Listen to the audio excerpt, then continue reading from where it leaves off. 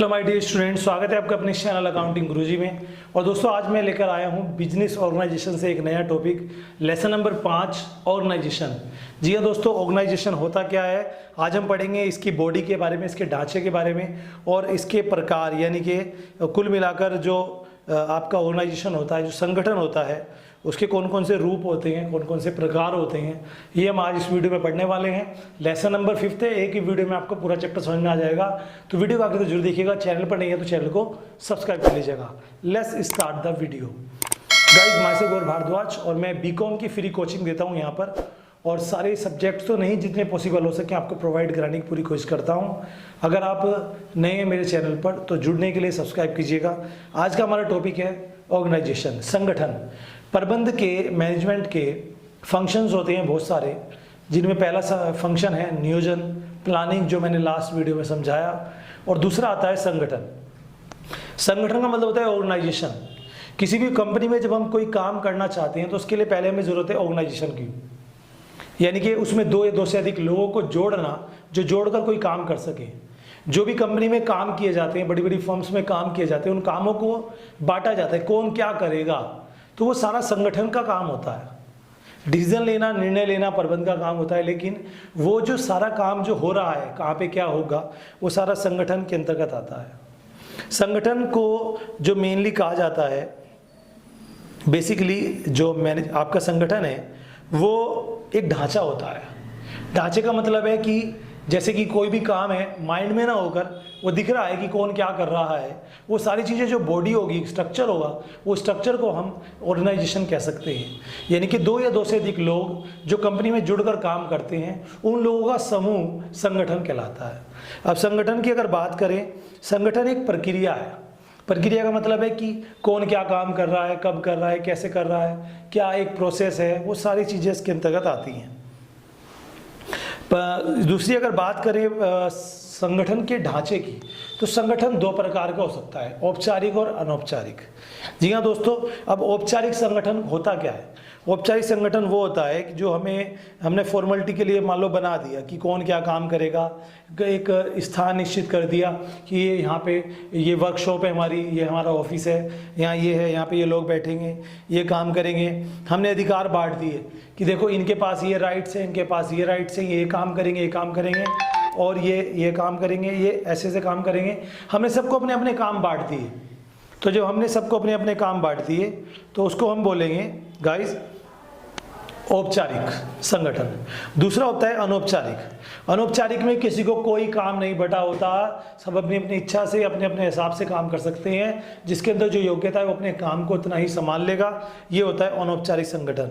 अनौपचारिक संगठन जो है खासकर प्राइवेट जॉब्स में ज़्यादा चलता है, और जो औपचारिक संगठन है वो गवर्नमेंट जॉब्स में, और जो हमारी सेना है या गवर्नमेंट डिपार्टमेंट्स होते हैं वहाँ पर औपचारिक संगठन चलता है। जी हाँ दोस्तों, फॉर्मल कहते हैं जिसे फॉर्मल ऑर्गेनाइजेशन, और इनफॉर्मल जो चलता है वो प्राइवेट सेक्टर में चलता है, क्योंकि प्राइवेट सेक्टर में जिसके अंदर जितनी योग्यता है उसके हिसाब से उतना उसे काम बांटा जाता है।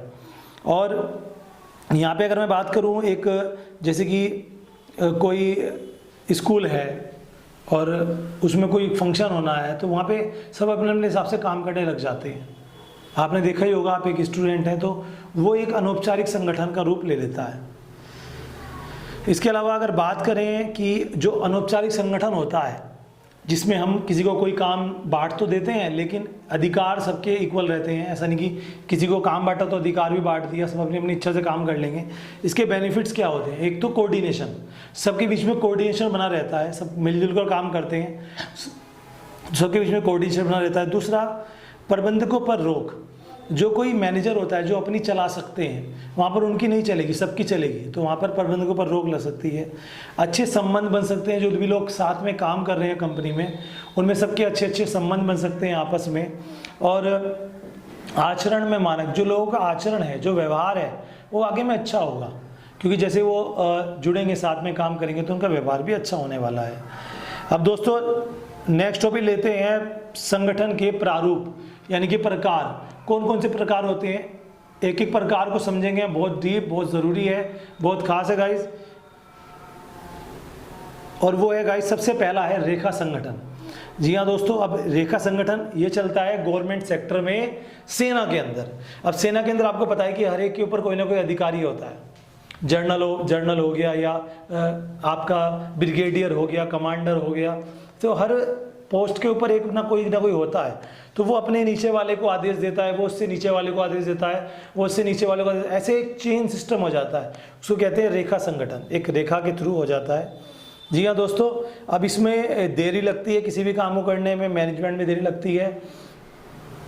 दूसरा, अनेक स्तर हो जाते हैं। आदेश की एकता की, यहाँ पे आदेश की एकता का मतलब है कि यहाँ पे एक ही आदमी का आदेश मानेगा, सबका नहीं मानेगा। वो अपने ऊपर वाले का आदेश मानेगा, वो अपने ऊपर वाले का आदेश मानेगा। तो सबसे पुराना संगठन कहा जाता है इसको। इसमें एक और आता है गाइस, जिसे हम कहते हैं कार्यात्मक संगठन। कार्यात्मक संगठन में क्या होता है कि इसमें काम के हिसाब से बांटा जाता है, जिसके अंदर जो काम की योग्यता है उसके हिसाब से उसे को काम दे दिया जाता है, तो उससे संगठन बढ़ जाता है।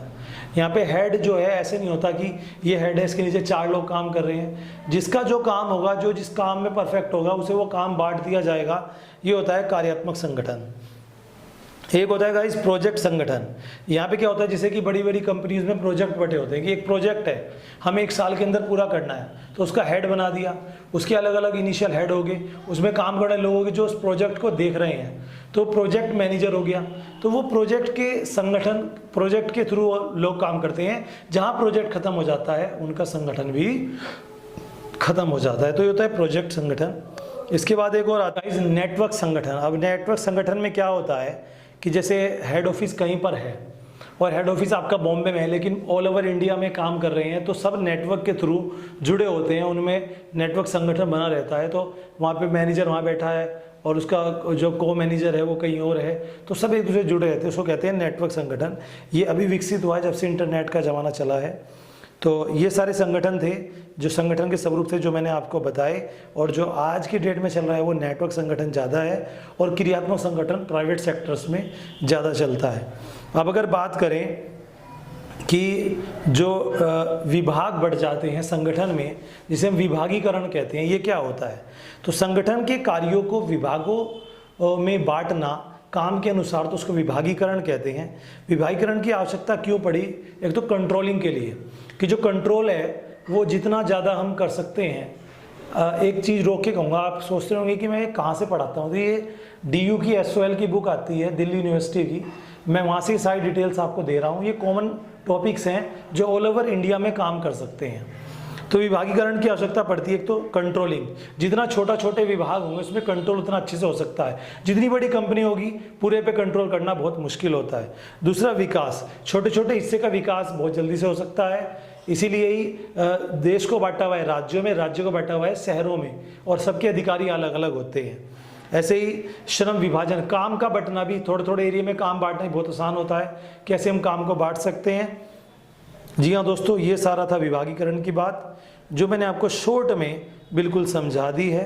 तो ये हमारा जो चैप्टर था, बेसिकली चैप्टर में आपको क्या याद करना है, संगठन क्या है, संगठन की कैरेक्टरिस्टिक्स यानी कि विशेषताएं, और इसके प्रारूप यानी कि रूप, जिसमें रेखा संगठन, क्रियात्मक संगठन और विभागीकरण, और एक आपका प्रोजेक्ट मैनेजर, प्रोजेक्ट संगठन, और एक नेटवर्क संगठन। तो ये आज का टॉपिक था। आज की वीडियो यही समाप्त होती है। कैसी लगी वीडियो, एक बार कमेंट करके ज़रूर बताइएगा। ये मैं शॉर्ट में इसलिए कराता हूँ क्योंकि हम जब भी इस टॉपिक, इसे वीडियो को देखने के बाद आप अपनी बुक से जब भी इसकी स्टडी करोगे तो आपको बहुत हल्का महसूस देगा, चीज़ समझ में आने लगी।